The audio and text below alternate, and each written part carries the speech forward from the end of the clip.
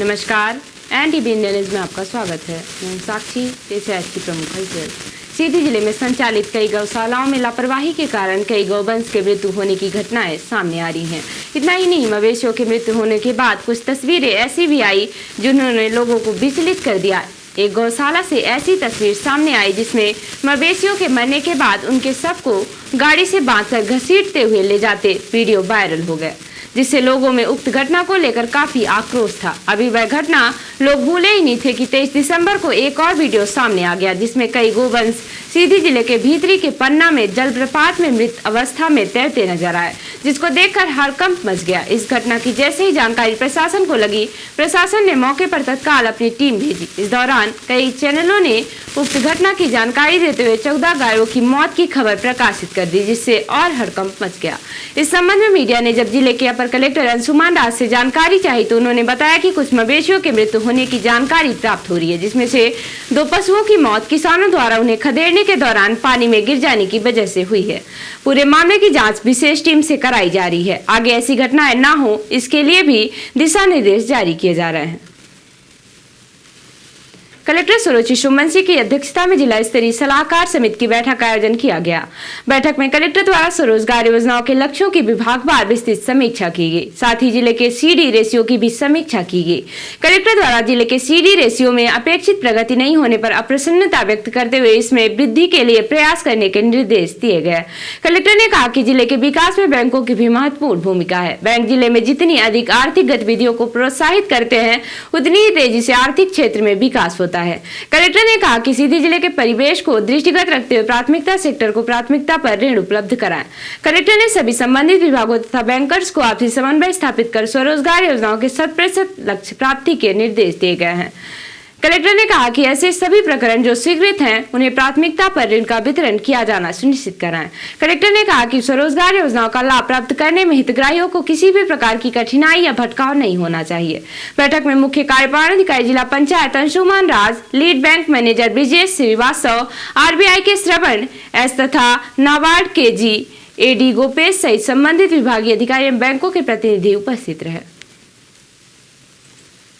विगत दिनों देश के गृह मंत्री अमित शाह के द्वारा लोकसभा के दौरान बाबा साहेब भीमराव अंबेडकर के ऊपर की गई अपमानजनक टिप्पणी को लेकर पूरे देश में उनसे माफी मांगने की मांग की जा रही है।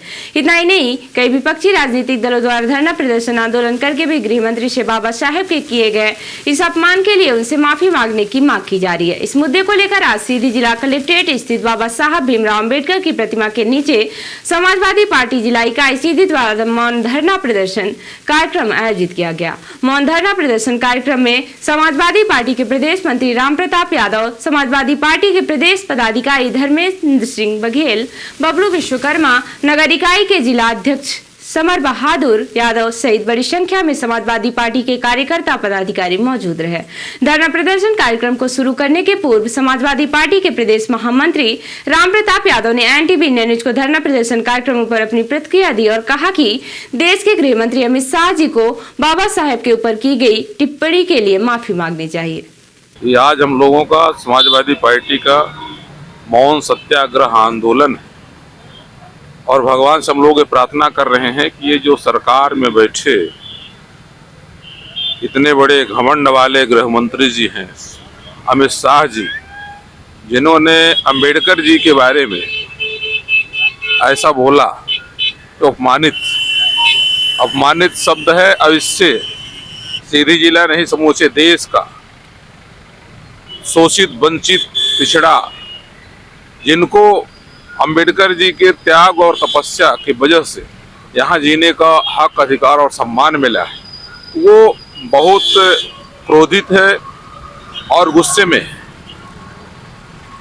हम लोग प्रार्थना कर रहे हैं कि उनको भगवान सद्बुद्धि दे कि वो अपने पद से इस्तीफा दे दे और देश की जनता से माफी मांगे, क्योंकि जिस अंबेडकर जी की वो अपमान से नाम लिए, अपमानित किए, उनको मैंने ना कुछ के बराबर समझे, वहीं अंबेडकर जी के लिखे संविधान की वजह से वो गृह मंत्री बन के बैठे। बाबा साहेब भीमराव अम्बेडकर की प्रतिमा के नीचे धरना प्रदर्शन करने के बाद समाजवादी पार्टी के पदाधिकारी और कार्यकर्ताओं ने अपनी मांगों का ज्ञापन सौंपकर धरना प्रदर्शन समाप्त कर दिया।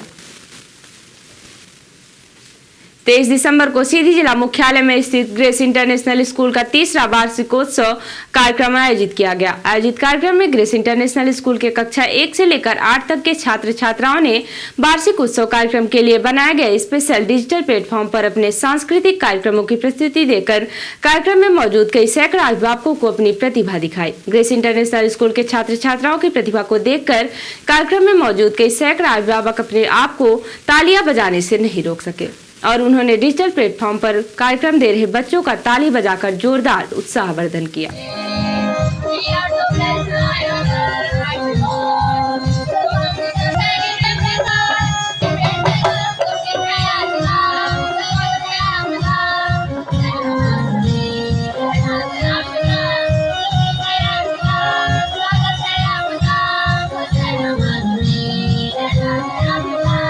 वार्षिकोत्सव कार्यक्रम में प्रस्तुत ग्रेस इंटरनेशनल स्कूल के नन्हे मुन्ने बच्चों का बुसू डांस और डिस्को डांस ने सबका मन मोह लिया।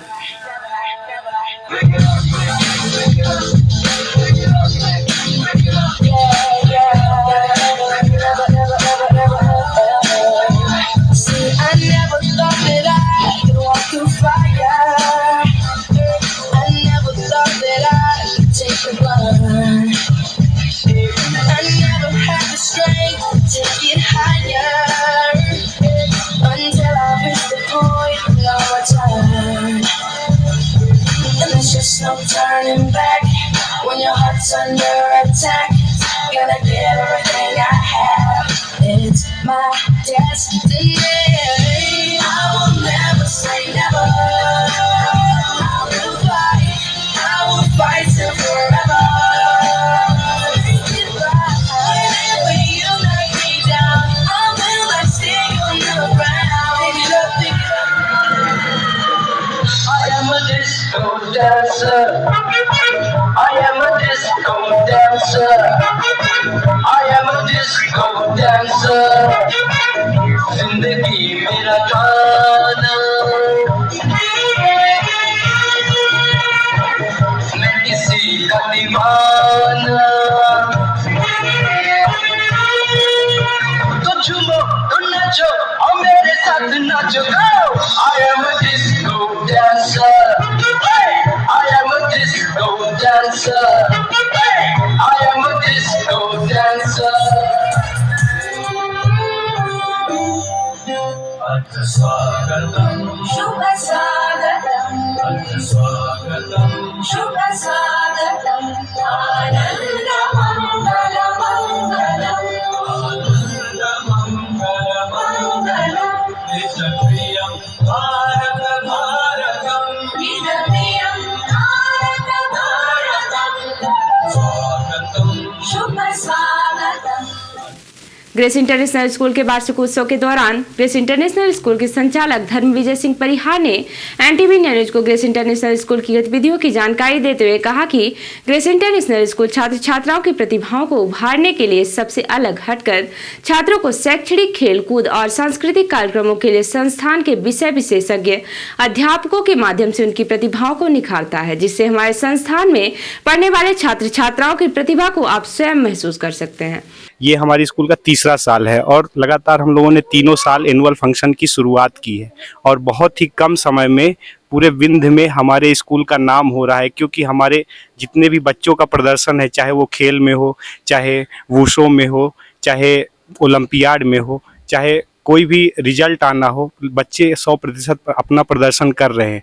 स्कूल अभी 8 तक ही है, अगले साल 9th होगा, हर साल इंक्रीज हो रहा है, लेकिन 8वीं तक की बच्चे ऐसा प्रदर्शन कर रहे हैं मानो सीधी के बच्चों में इतना निखार आ रहा है, जो कि उनको एक माध्यम चाहिए था और वो माध्यम हमने इस स्कूल के माध्यम से दिया है। फैसिलिटी है और एक्टिविटी है जिसके चलते आप अपने बच्चों को अन्य स्कूलों से अलग हट कर दे पा रहे हैं? पढ़ाई तो चल ही रही है जो कि सब स्कूलों में चलती है, लेकिन हमारे स्कूल का अलग ये है कि जितने भी हमारे स्कूल के टीचर्स हैं वो बहुत टैलेंटेड, बहुत ही मतलब हर चीज़ में निपुण है, जिससे जो बच्चों में कमी रहती है वो लोग उसको पूरा कर रहे हैं। इसके अलावा हम लोग हर प्रतियोगिता में अपने बच्चों को पार्टिसिपेट करवा रहे हैं। बच्चों को पढ़ाई के साथ साथ अलग गतिविधियों में भी उनको हम लोग इंक्लूड कर रहे हैं, जिससे बच्चों में बहुत निखार सुधार आ रहा है। और कई सारी ऐसी फैसिलिटी है जो आगे हम और देंगे, अभी दे भी रहे। पूरे जितने भी टीचर्स हैं सब बाहर से हैं, बहुत अच्छी पढ़ाई दे रहे हैं। यही जो अब पेरेंट्स को चाहिए वो सब चीज़ें हम प्रोवाइड कर रहे हैं। परिसर को लेके क्या कहना चाहेंगे, जो विद्यालय का स्ट्रक्चर है उसको लेके क्या कहना चाहेंगे? अभी स्ट्रक्चर जितनी स्कूल है उसके हिसाब से सफिशिएंट है, लेकिन धीरे धीरे हम लोग इसको वर्ल्ड क्लास लेवल तक लेके जाएंगे, जिसमें स्विमिंग पूल, ग्राउंड और सभी चीज़ें इसमें रहेंगी, फुटबॉल ग्राउंड, क्रिकेट ग्राउंड, सब चीज़ें, जिससे बच्चे अंतर्राष्ट्रीय लेवल तक प्रदर्शन कर सकें। ग्रेस इंटरनेशनल स्कूल का वार्षिकोत्सव कार्यक्रम देर रात तक चला। इस दौरान कार्यक्रम में विद्यालय के कई सैकड़ा अभिभावक, विशेष अतिथि, गणमान्य नागरिक, पत्रकार और ग्रेस इंटरनेशनल स्कूल परिवार वार्षिक उत्सव कार्यक्रम में मौजूद रहे। रिपोर्टर हिमाई रोतेला ने बताया कि आयुक्त दीपक रावत ने नैनीताल में अवैध टैक्सी पार्किंग पर गहरी नाराजगी व्यक्त की है। उन्होंने सिटी मजिस्ट्रेट, आरटीओ और पुलिस महकमे के अधिकारियों को नियमित चेकिंग कर चालान करने और कानूनी कार्यवाही करने के निर्देश दिए हैं। रावत ने कहा कि शहर में अवैध टैक्सी स्टैंड के द्वारा जो सवारियां भरी जा रही हैं, उनके खिलाफ चालानी कार्यवाही के साथ ही कानूनी कार्यवाही भी की जाएगी। उन्होंने यह भी कहा कि अवैध टैक्सी संचालनों द्वारा मुख्य मार्ग पर जाम की स्थिति बनी रहती है, जो ठीक नहीं है। आयुक्त ने कुमायूं मोटर्स ऑनर्स यूनियन के लोगों के साथ बैठक की और शहर में अवैध पार्किंग के स्थलों का निरीक्षण किया। उन्होंने आरटीओ गुरुदेव सिंह को निर्देश दिए कि सड़क चौड़ीकरण पर खड़ी टैक्सियों का ऑनलाइन चालान किया जाए। उन्होंने नगर आयुक्त, सिटी मजिस्ट्रेट, परिवहन विभाग और पुलिस महकमे के अधिकारियों को अवैध पार्किंग और टैक्सी संचालन के खिलाफ कार्यवाही करने के निर्देश दिए। और अब से प्रादेशिक हलचल। सीएम बोले, वसूली रोकने हमारी सरकार ने टोल बैरियर बंद किए। आयकर छापेमारी के बीच कहा, करप्शन बर्दाश्त नहीं करेंगे। एमपी में एक और छापा, 5 करोड़ की प्रॉपर्टी मिली। असिस्टेंट मैनेजर के इंदौर समेत 5 ठिकानों पर सर्चिंग, 2.5 करोड़ से ज्यादा की आय अवैध। एमपी में नेताओं ने मंडल अध्यक्ष बनने बताई कम उम्र। बीजेपी को निरस्त करने पड़े 18 मंडलों के चुनाव। और सिगरौली में किसान से हुई ठगी का मामला, किसान क्रेडिट कार्ड लोन दिलाने के नाम पर उठाए 4 लाख, एक आरोपी गिरफ्तार, 2 फरार। और अब से प्रादेशिक हलचल। बांग्लादेश की भारत से मांग, शेख हसीना को वापस भेजे। पूर्व पीएम के खिलाफ अपहरण, देशद्रोह समेत 225 केस। 8 जनवरी को एक देश एक चुनाव पर जेपीसी की पहली बैठक। भाजपा सांसद पीपी चौधरी कमेटी के अध्यक्ष हैं। परभनी हिंसा, राहुल गांधी मृतक सोमनाथ के परिवार से मिले, बोले ये 100% हिरासत में मौत। सीएम फडणवीस ने विधानसभा में झूठ बोला। और रोहतक का जवान मणिपुर में शहीद, नक्सलियों ने किया हमला, 2 बेटियों के पिता पूर्व सीएम ने जताया दुख। तो ये थी आज की प्रमुख हलचल। नमस्कार।